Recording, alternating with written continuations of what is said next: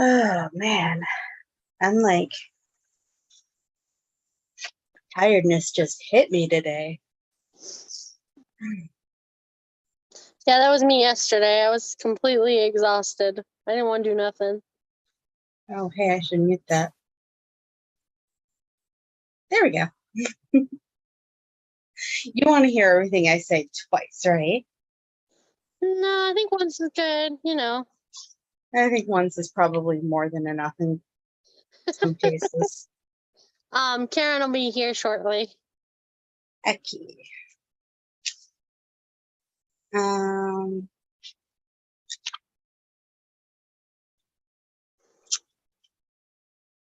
so what are you working on today? Fixing my bracelets. Are they broken? No, all these ones I pre-made, because I was just gonna chain them up and then put them in their bunches, and then once I was done all 100, I was gonna braid them all and put the things on. And what I didn't realize was they were too long. So when I actually made one to show off, it's the size of an anklet instead of a bracelet. So I have to go back and I figured out how many stitches I have to remove. I just have to go through the painstaking task of doing it. I mean, definitely could be better, but could be worse too. So Yeah, I only had 22 done, so it's not like I had a whole bunch done.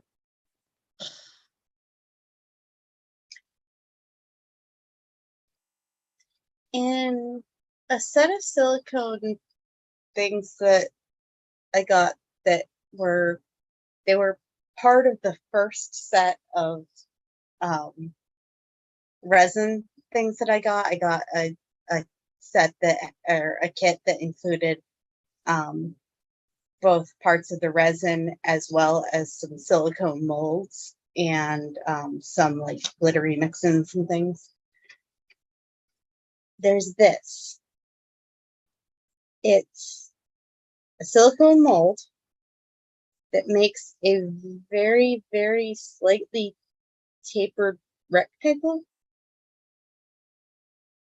Karen has a few of those molds. I don't know what to use it for.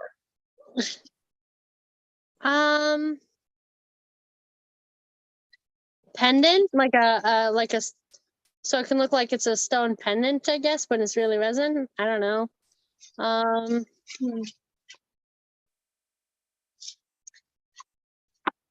So I may have fallen asleep for 15 minutes this evening and not actually properly read the 5th section. Oh, well. So Karen was like, I don't know what's going on. I can't read this. I think I might have sent her blurry pictures or something. So I was like, all right, we'll do this. So I was like still in 4 because I chose to reread 3, so I'd be fresh up on it. And so I was in the middle of 4. And Karen's like, can we read 5? So I just read out 5 out loud to her.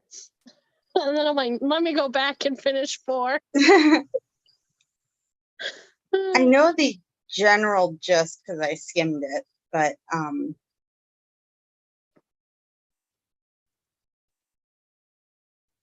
I'm definitely missing something. I gotta be honest, reading 5 out loud made me really happy that I went back and read 3. I really felt like that made things a lot clearer to me by rereading 3. Because if you remember last time, I only like half read it. Yeah. Are those controllers? No. Butterflies. Butterflies and sunflowers. Nice. They're not suns, they're sunflowers. Oh. I almost said suns. That was me.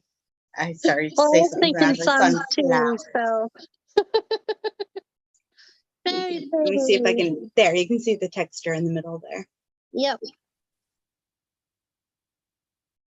I'm trying to get my. All right. Oh, Let's see if I can. Karen. I have my resin drying thing that I've been gradually constructing over time. And I have all of these clips to attach them to, so I've got like 2 pieces attached over here that I need to coat in resin. All right, I just shot Karen a message, but I was like, don't shoot Karen. That's horrible.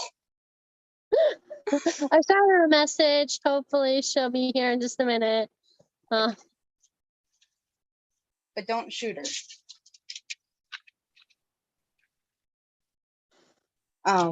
Anyway, I was going to work on trying to figure out the last little bit, getting it hooked up so that I can coat some pieces in resin tonight and see tomorrow if this thing that I spent so much time making actually function the way that I hope that it does. Looks like she's here now. She's trying.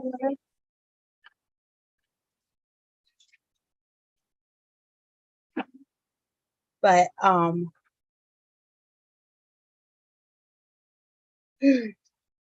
think I need some more. Let me see if I can show what I'm talking about here. So I have the motor over here, and there's like a hole in the peg that's inside the motor. So I have a piece of wire put through like a drilled hole in here to go through that hole. To go through the hole that's in the peg there, so that the rod will properly turn with the peg in the motor. But because of that piece of metal there, I don't want to have it trying to turn all the way up here, because the pin that's through it will be like scraping against the edge and thump, thump, thump. So I can put it out here, but then I need more wood in between to mount the motor to properly before I have it like spinning.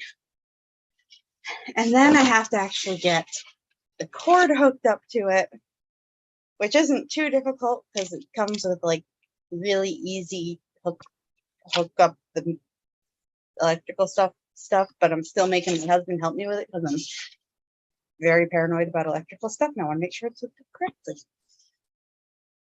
So instead, I'm just sitting here like hooking these pieces that I need to coat in resin in, so that whenever I finally manage to get that all hooked up, they're ready to be coated and run. Nice. These are the cherries I made to go with the game controller necklace that I got from Karen. Nice. I made cherries. Those are the clay ones you made, right? Yep. And stars, so that I can have a power up on each ear and a controller on my necklace. Nice.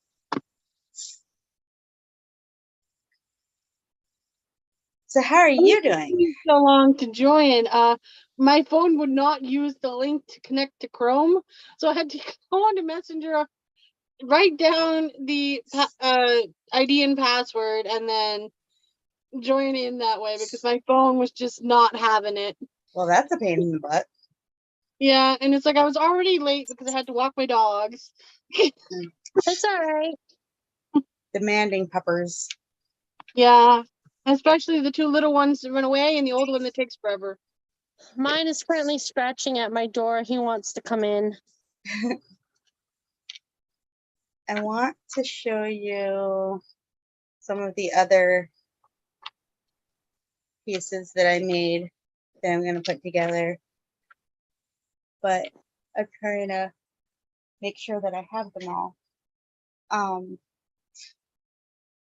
So I'm going to make a necklace with this rose in the center. Ooh, nice. Ooh. And then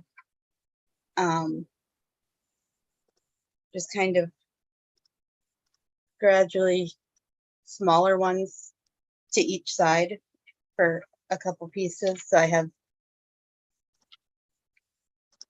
trying to see if I can like hold this more or less accurately.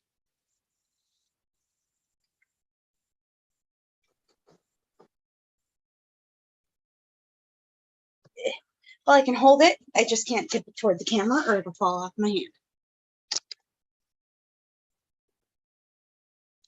There. Oh, nice. So it's like the rose and then the two slightly smaller ones and then the two little ones on the edges. That'd be cool. And then I have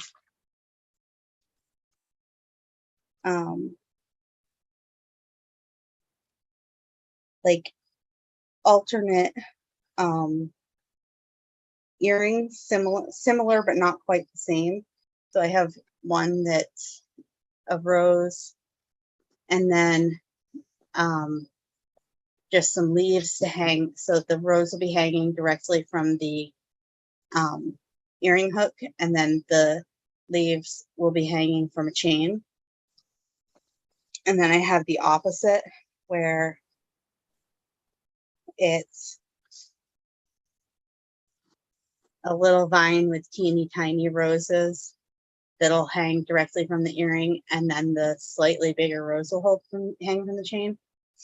Nice. So they all baked up well, so hopefully they will all continue to function the way that I want them to. Once I've got the resin on them, then they should be strong enough to actually work. All right, so Shadow over Innsmouth Part 2. That was a very intriguing story. I really enjoyed it. Carrie, you missed me saying it, but I'm glad I reread 3 because it helped a lot with 5. Like it kept it fresh in my memory. I was annoyed earlier, and I mentioned this to Lisa at lunch today. I was laughing because I could just picture Karen. I could picture you being like, "Why is this like this?"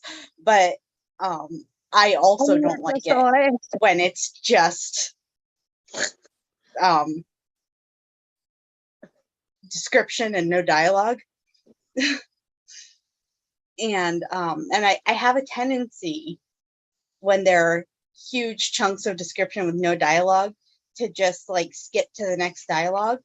And when it's an entire chapter that is just description and no dialogue in the entire chapter, that's really hard to do.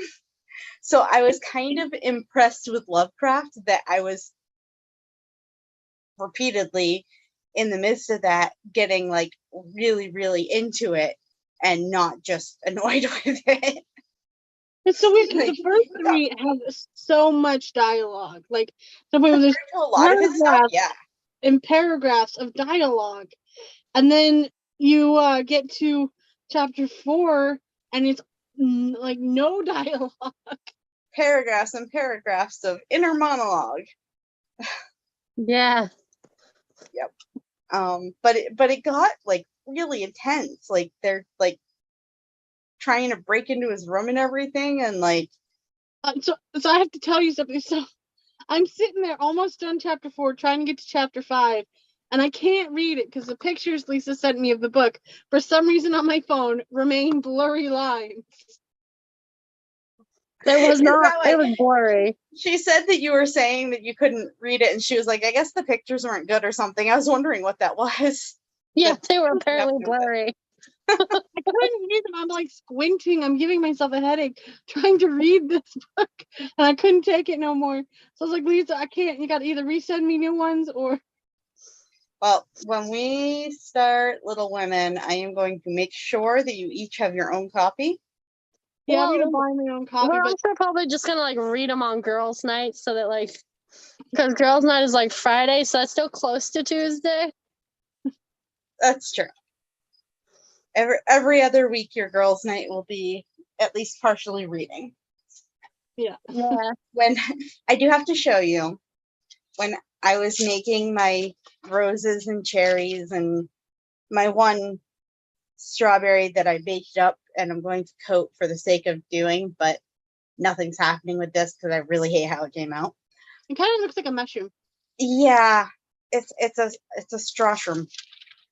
I like that. I like that so much. While I was doing that, Micaiah made a pineapple. For anybody watching, Micaiah is my 7-year-old. He made a pineapple, a little strawberry. He did not like that my strawberry had white spots, so he wanted to make them with yellow spots. He's like, strawberry spots aren't white. I was like, they're not really yellow either. They're kind of off-white. And he's like, they're yellow.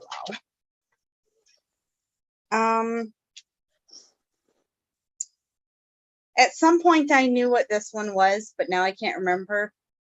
It's really basically a yellow cylinder.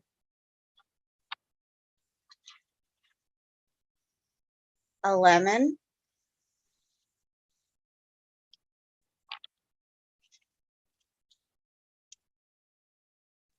A burrito Nice. in a black shell. He made me a ring. Aww. Cute. And some blueberries. And his own cherry with a black stem instead of green. And a blackberry. And Lemuel, who for anybody watching is my 10-year-old. I can't hold up all the letters individually, but he spelled out Pixie Elegance in clay for me. Aww.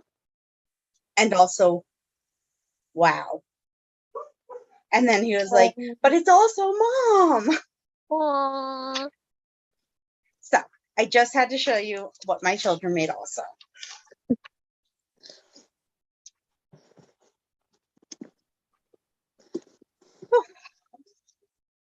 All right.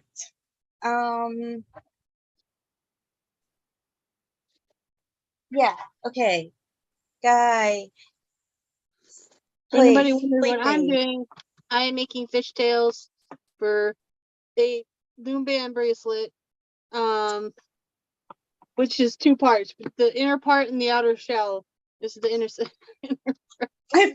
I forgot. I started to ask earlier, and then you were saying something else, and then I forgot that I hadn't actually asked you what you were making. I'm making loom band bracelets, but fishtails as the inner part, and I'm going to be doing the outer part later. I already have this many done, so. So, something that intrigued me about this is the description of the fish people. What I really related to was it reminded me of one of the first stories we read. I think it was the second one we read. Wow, that was a long time ago, Lisa. You could have me a little more specific for my brain. No, The Statement of Randolph Carter was the second one. The first is one it was Lord Dagon. Arthur Jermyn and his family? I don't know. Dagon was the It first might one. have actually been Dagon, yeah. Dagon's So the one. that's why it reminded me of the fish people. Dagon, thank you. But yeah, I liked it reminded me of that story, and I was like, oh, I like how it's interrelated. And Yeah, and yeah, I mean, now he I feel mentions. less smart since the first book is called Dagon. I mean, they mention Relia also, don't they? Or was that? Yeah, and Cthulhu. And Cthulhu. I mean, I know they mentioned several of them, but yeah. Yeah. But, So Karen, you weren't here when I told Lisa I did not actually finish reading because I fell asleep on the couch. So no explaining the end. Okay, I got it. So no. It means I need you guys to take up the mantle of the talking about the end. I know parts of it because I had already skimmed it. I found that I do better, and I did this yesterday, partly just in case I didn't finish reading, but partly just because I do better if I skim it ahead, so I kind of know where things are going. Okay, so I'm gonna start with 3 because we really didn't go over 3 last time, and then we'll go over 4 and 5. So basically, in 3, he goes to find Zadok. Yeah. Zodak. Zadok or Zadok or Zadok. I don't know which way his name is pronounced, but I Um, don't think he'll be offended. right. Like, So they never found him, so. They never found him. Yeah. Okay. So basically, it's like he just found out that you can bribe him with alcohol, pretty much. Bribe him with beer. And then, so he goes on this tale and literally tells about how Innsmouth became affiliated with the Devil Reef and the Kanakis. I'm assuming that was an outlying tribe. Because it was before Captain Obed made his deal with the yeah. So I think they were an outlying tribe that had made that deal. Yeah, I think I had totally forgotten their name. And then he's like, well, we'll give them our children because that way we can be a successful fishing town, and I can make gold piece. I can make refinery items, not necessarily gold, but and then after a while he just got so crazy that he ended up marrying one of the fish people. And after a night, after they took so many children, because it had been a month between them taking kids due to some reason, which I can't remember off the top of my head. But basically, so then the old people start turning into fish people and disappearing too. And how it was still happening to this day, even though everybody thought that the town was a ghost town. It was still something that happened. And then at the very end of 3, Zadok spots one looking at him and he's like, run for your life. And you never see him again. Does that about sum up 3? That's about it, yeah. I'm trying to find, I was like, oh, there's a footnote on the Kanakis. And then I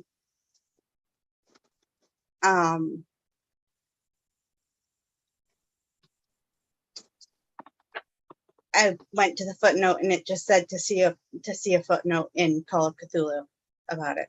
So I was trying to find that one. And all it says is Kanakas, more properly Kanaks, the native Melanesians on the island of New Caledonia. Cross-reference Zadok Allen's frequent references to Kanakis in the Shadow over Innsmouth. Okay. Very unhelpful. But so then we get to book 4, where he's severely shaken up, obviously, and he tries for some reason. He tries to leave, and he is told that the bus cannot take off; that it'll have to wait till morning. There's something wrong with the bus. Early. So he, So it was like 7:20, and the bus was supposed to be there at 8, and he gets there, and the bus is actually early, like before 8, like 15 minutes early, and then he still can't leave. I thought that the bus was already there. It was people showed up early and got on early, like himself. That's what I thought it was saying. The bus got there early. Oh yeah, I see that now.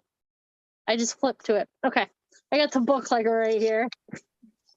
And so then he just decides to get things set up since it's still daylight, get some dinner, get a room. And he freaks out about being in the Gilman Hotel. Gets a place on the top floor. Given the stories he was given about it.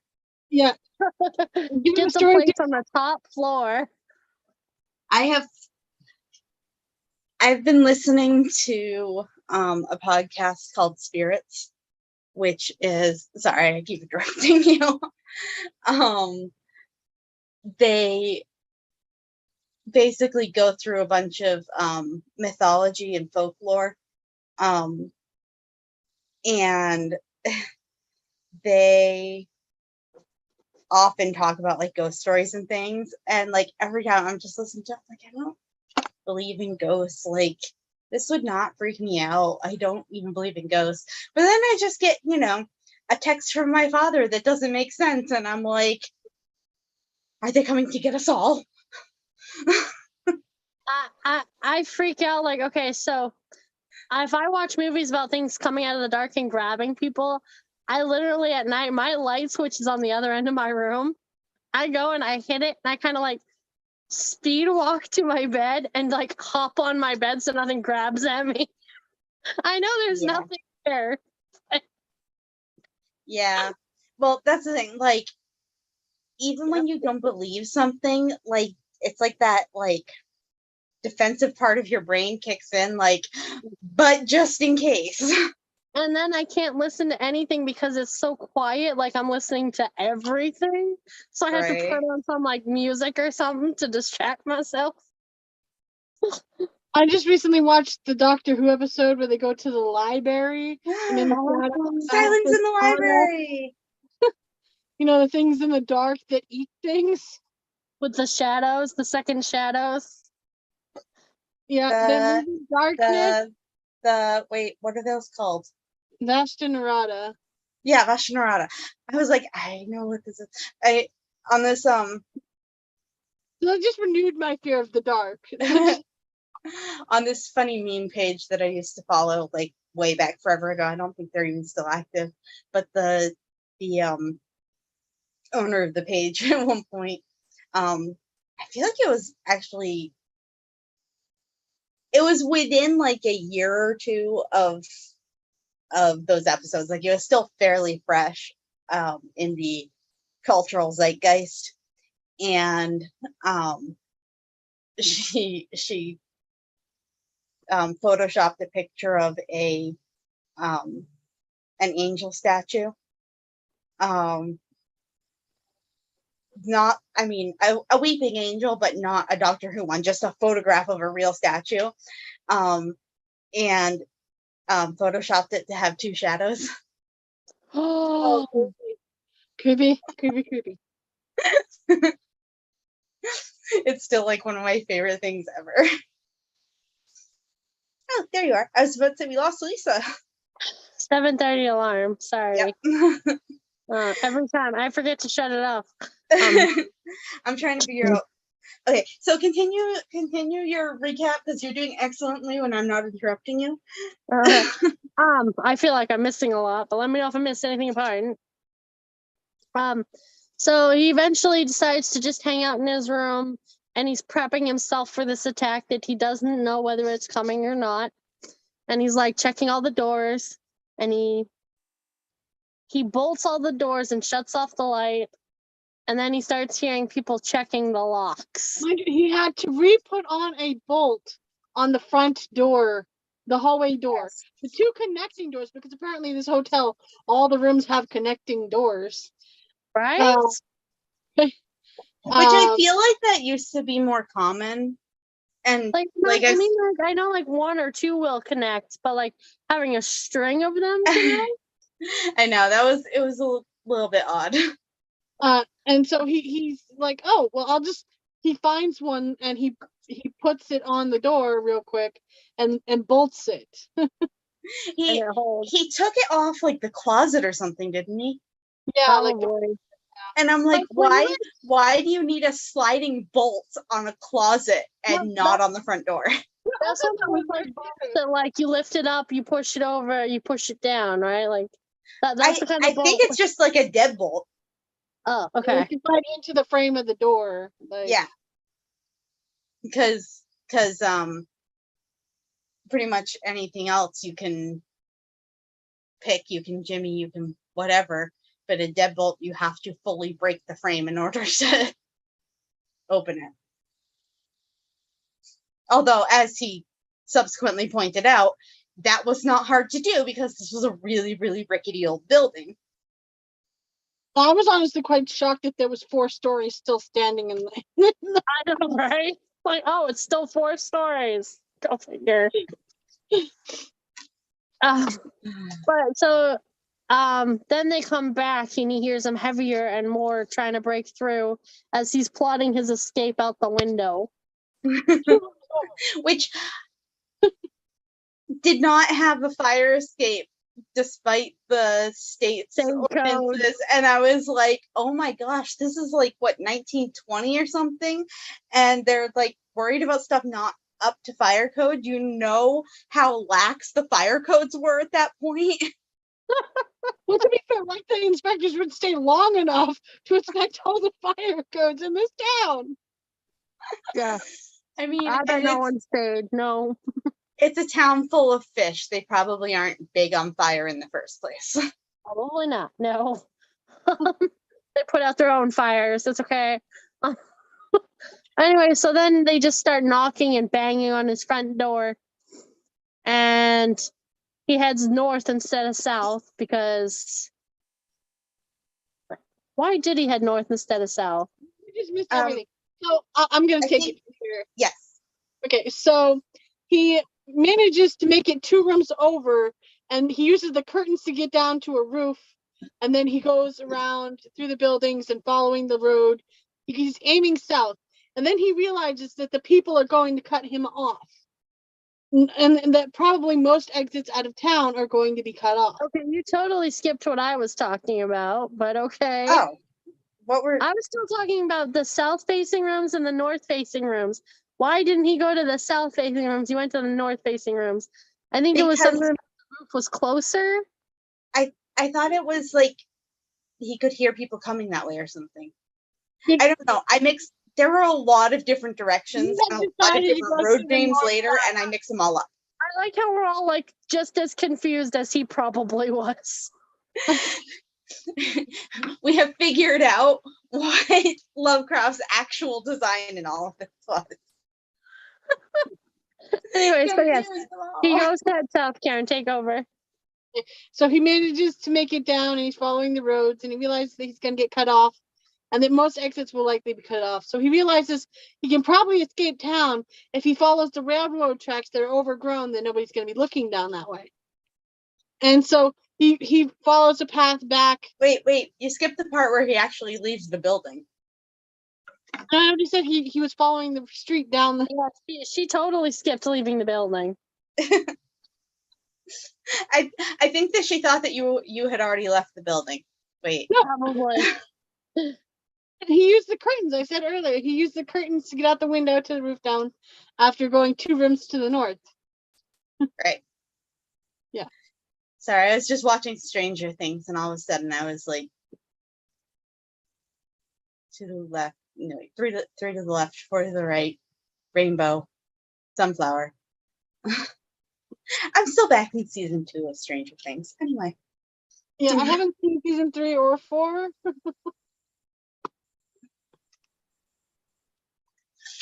Honestly, how do you two put up with me and my perpetual interruptions? It's all right. We're about the same. So anyway, so he sees these appalling creatures and hears their appalling barks, which he thinks is strange that they're barks because they're fish and there's no dogs. Yep. And then he faints. And that is the end of For 4. the first time in his life, Yeah, for the first time Wow. ever, he fainted. he was He's really, fainted. really particular about making sure that we knew that he was not a fainter. Yep. Anyway, so he wakes up and it's daytime. And he passed out hard. Probably from sheer exhaustion. I mean, or just from like fear. That too. Can't say I don't blame him. He finally makes his way out of town and all the way back to Arkham. Yep. All the way to Arkham, not back to Arkham. All the way to Arkham. Where he then recuperates and finishes out his college year, his next college year, and then goes home to study genealogy, I think. I'm gonna mute myself because I'm gonna be banging on the All middle right. here. Okay. All right. Yeah. So because he's in the historical society.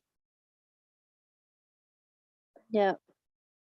He studies genealogy, and he finds Yeah. out some disturbing things about his own family's genealogy. Right, his mother, his great grandmother's maiden name was Marsh, and that she was an orphan. Um,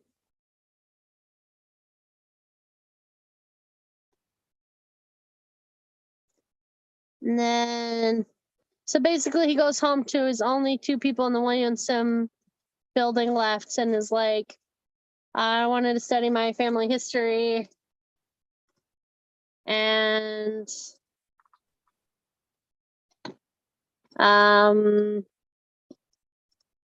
Yeah, he then, after learning some shocking things about his family's history, he then goes to home, try to confirm them,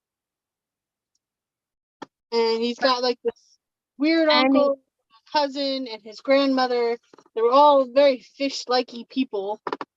they have the fish-like face of Innsmouth.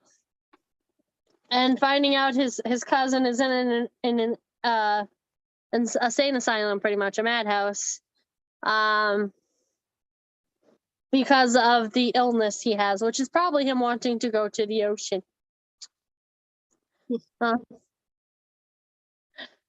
So we end the story off with him deciding, instead of killing himself like his uncle, he's going to break his cousin out, and they're going to go to the deep together.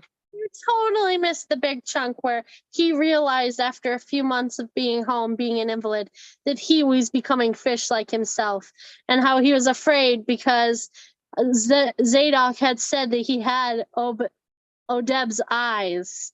And he's like, am I mad? Do I have his fish eyes? Like, and which I think is funny because Obed wasn't a fish. I thought that was funny. He grew mentally sick and physically sick. And kept seeing fish in But his it's not dreams. about Obed being a fish. It's about being descended from him. That's true. But yeah, he wouldn't have had fish eyes. And then basically just going from feeling like he's going insane to feeling a comfort in his dreams of visiting his ancestors in this aquatic realm. And then he decides that instead of shooting himself, he will kidnap his cousin who is in the madhouse and let them both be set free in the ocean.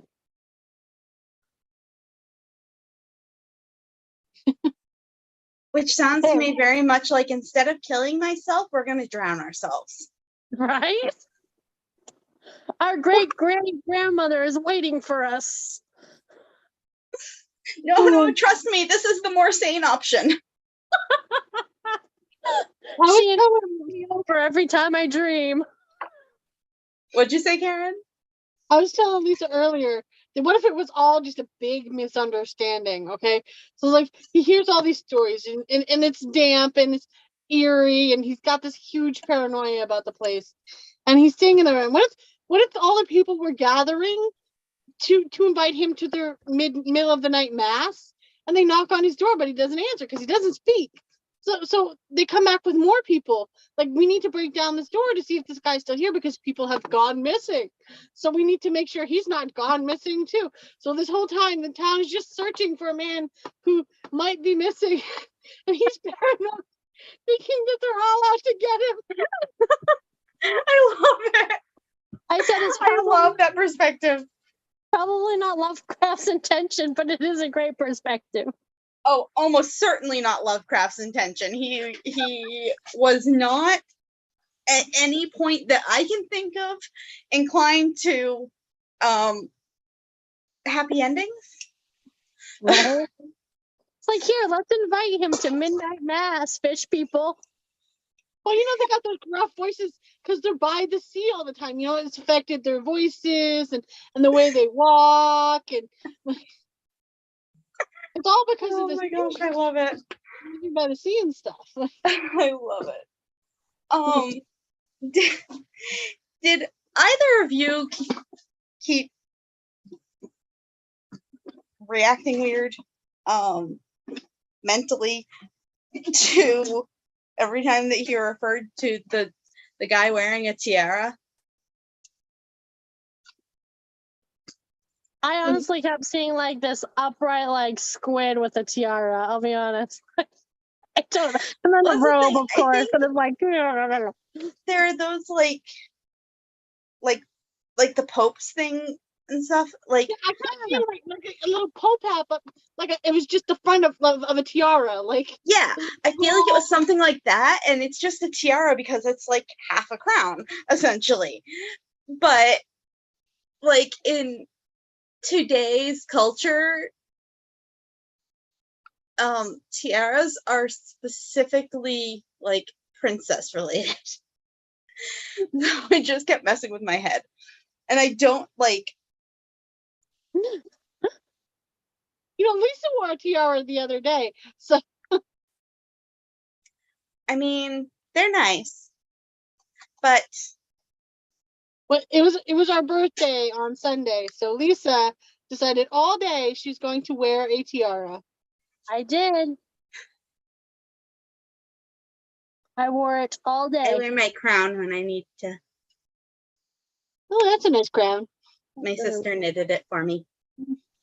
You do wear that sometimes. I do like that one. I do wear that sometimes. I don't actually wear it like this though, because that's just a little bit too 80s looking for me.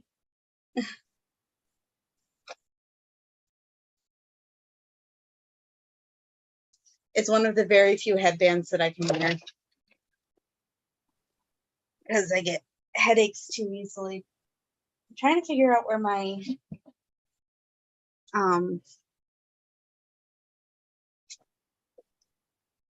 wooden portion of my anvil and wedges. And I cannot find it.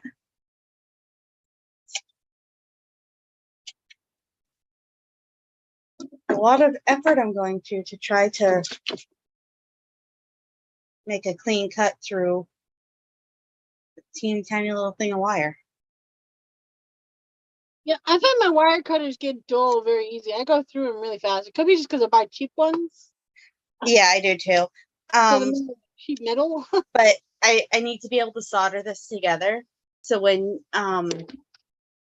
if you use like wire cutters on it, it usually won't solder right because of how that like kind of pinches it.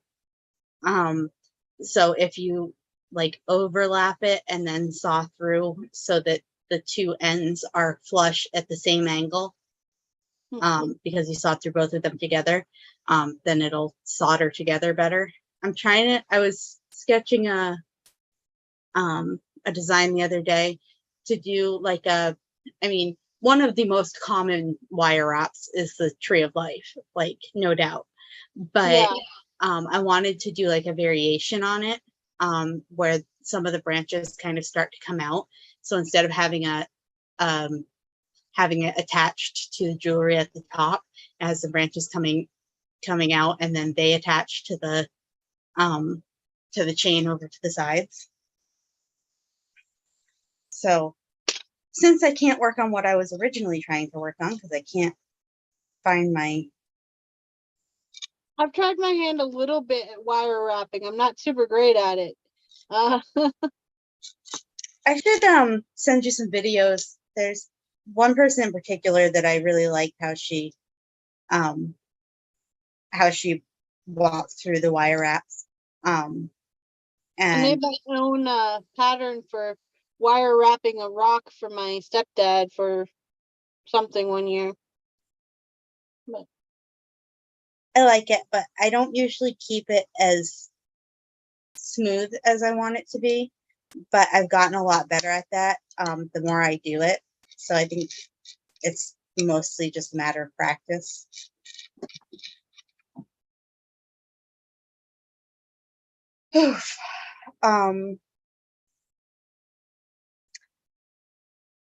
Yeah, so what did you guys think of the book? Of The Shadow over Innsmouth? Well, it was so at the beginning it made it seem like it would end with him running out of town. Yeah. So I when don't he know was like those on his running way, out of town stories. and we would never get like a solid answer. Like, was it all paranoia? Was it all in his head? We don't know. So it's kind of intriguing that it went past that. Yeah. I agree. I like that. You're right. That's not something that Lovecraft seems to do very often.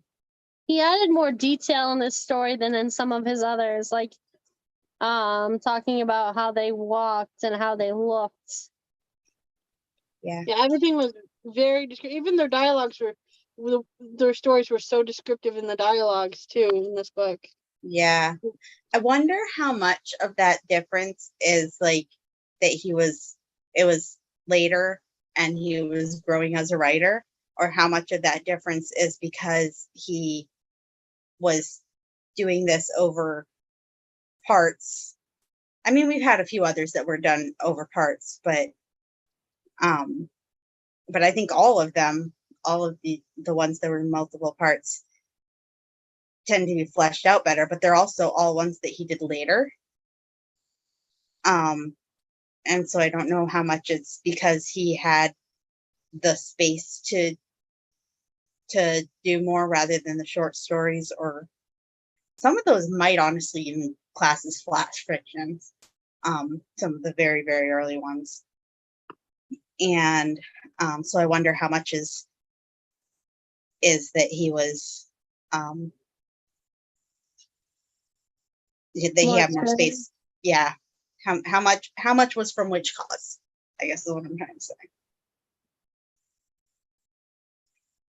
I did like the way he described the town. It's like I could almost see the town. Yeah. Yeah. I still think it's hilarious that there's like a grocery chain there.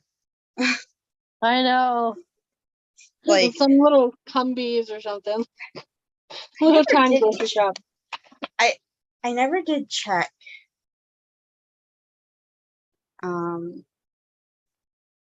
I still don't like dirty and dingy with like blinking like fluorescent lights that like are barely working. Like, so I imagine it'd be a very, very dingy store. 1931. All right. I'm gonna Google like what kind of shops were around in 1931. What like grocery chains were in New England back then? Pretty sure Hannaford didn't exist yet.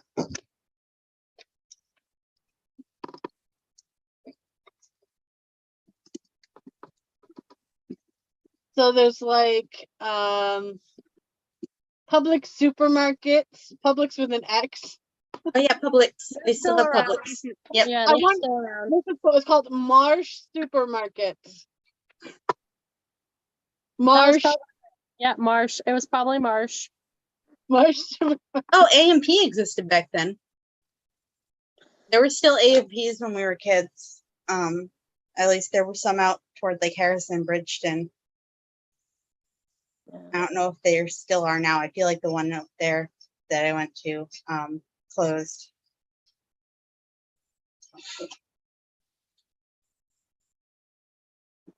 Ooh, images. I want to check out images of these shops. I've gone completely sidetracked by this point. Do. Let me know what you find. I'm curious. Yes, we're doing research.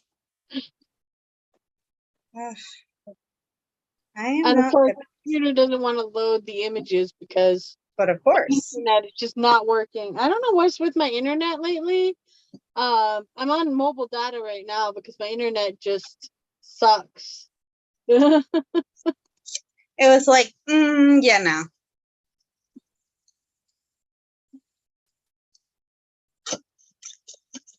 Can't get any of these pictures to load. Well, this reminds me of Willy Wonka's candy shop. It's got the long wooden counter and the walls full of stuff behind it. Like, I love that style. Let me see if I can. Find that. I'll show you guys real quick. Is there a way to put camera? There we go. So that's the one I found. So you got the counter and the walls of stuff Nice. behind it. They all look so tiny too. Like, Yeah. that one's literally a house. Like,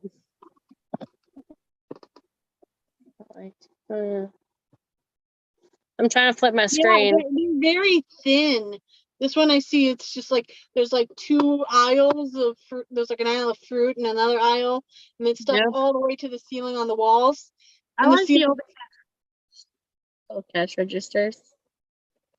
yeah, there's a little cash register and a little display next to it, just like I vote it's it was an AMP. thin. I vote the store that was the grocery store that was in Karen Innsmouth was an said it was AMP. a Mark store. Well, this looks like a fancy schmancy one. It had like 3 or 4 aisles. This is like a gas station. Ooh. A current gas station is It's what the a store Piggly Wiggly. It's a Piggly Wiggly. Oh, there's no way.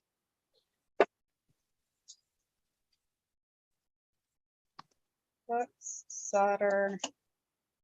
But yeah, they're just like very tiny. Ooh. This is what Walmart used to look like, I think.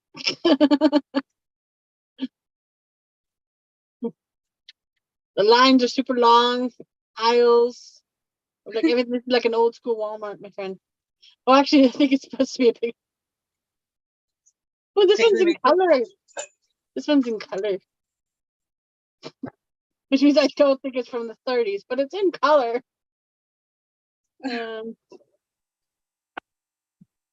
Is it in color or is it colorized? In color. Yeah, this one's in color too. That's cool. Marsh is no longer an actual store. Mm. Huh. But this is an A&P that you were talking about. Like that's what they looked like. Yeah. So it looks like grocery stores used to be long, thin buildings. Where things didn't go to the ceiling, they went about waist high. Yeah, no, the aisles went to about chest high, but things on the outer walls went to the ceilings. Well, yeah, but there's only so much outer wall. Exactly. In the store, you could literally see across the whole store. Like, You know how much harder it would be for creepy guys in stores to be creepy if, like, you could see where they were from wherever you were standing? right? They're allowed to be so much creepier now. Okay, so I have this funny story to tell real quick. Speaking about creepy dudes, I worked at a Walmart for like 3 months. Okay, I was in the clothing department, and we were told to keep an eye on people that had bags of things in their carts, because people will have things bagged up in bags they brought from home and be like, "Oh, I already bought this." Right. So, and she had this cart full of full bags, like they were tied off and everything. And so I kind of like went up to her and I was like, "Is there anything I can help you find?" She's like, "No, I'm just looking."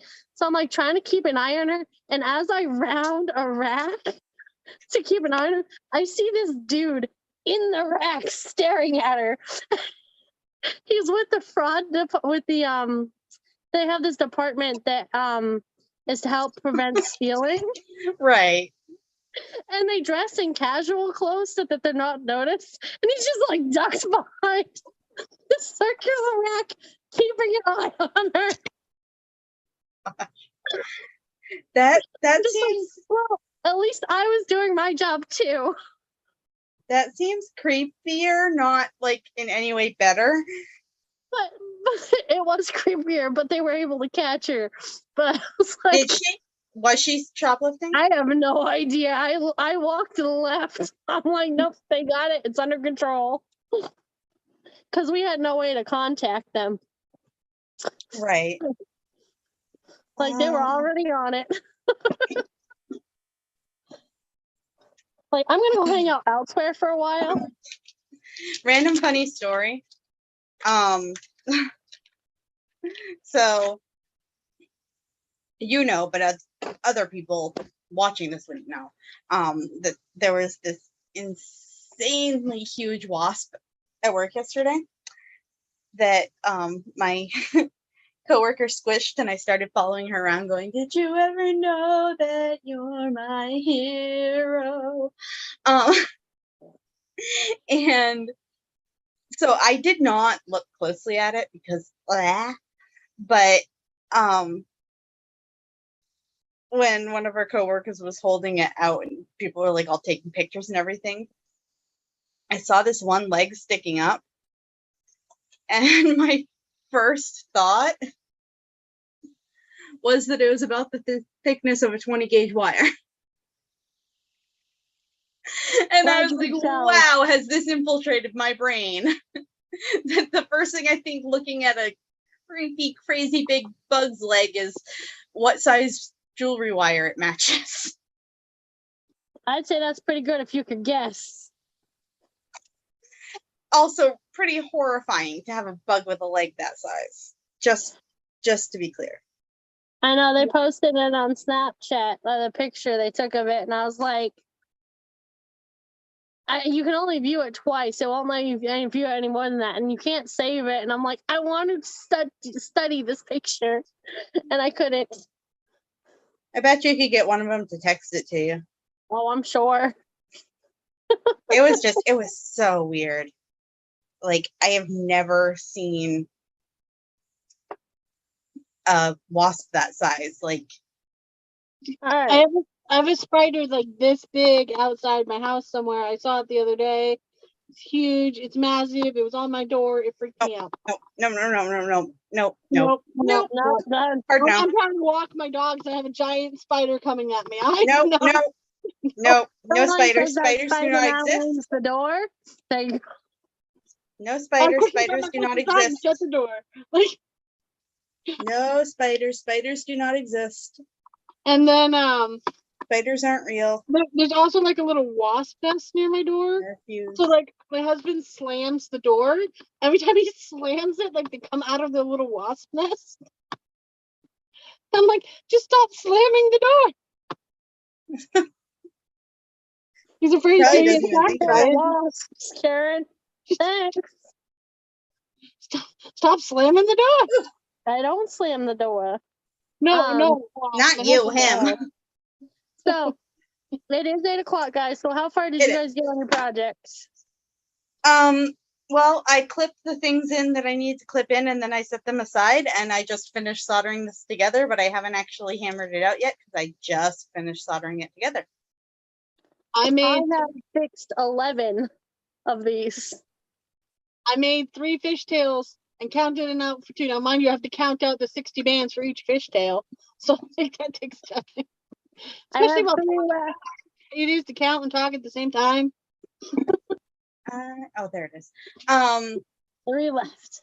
So our next session will be on the last Tuesday of August, which is the second to last day of August. The 29th. August 30th. Hey, it's my cousin's birthday. Did you say the 29th?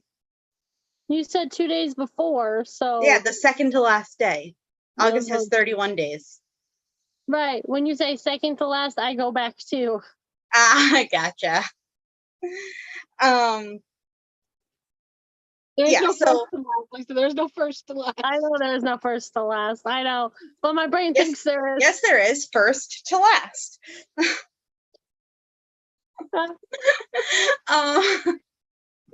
Anyway, so that will be our last session. We will be reading the last story of the book, which is The Haunter of the Dark, which incidentally is longer than I thought, and also dedicated.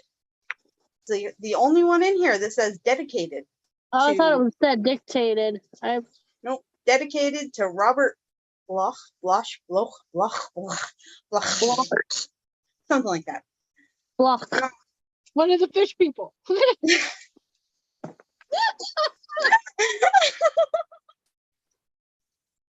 With a name like that, you gotta be a fish person, right? Yeah, I'm pretty sure that's how that works. Yeah, So we will read that. We will discuss that next time. And then our first session of September, which will be the second Tuesday of September, just in time for autumn. My kids will be back to school. We'll be starting a whole new season. And well, I mean, it's not technically autumn yet at that point, but like it's the month of September, so I'm counting It's like it. a week or so away. I'm counting it, and I'm gonna need that weather to cooperate. Thank you very much. It's only 24 pages. We've read considered. more. Okay, Like, okay. We're good. September We're is good. considered an autumn month, but it's technically only autumn for like a little more than a week. But it's considered an autumn month.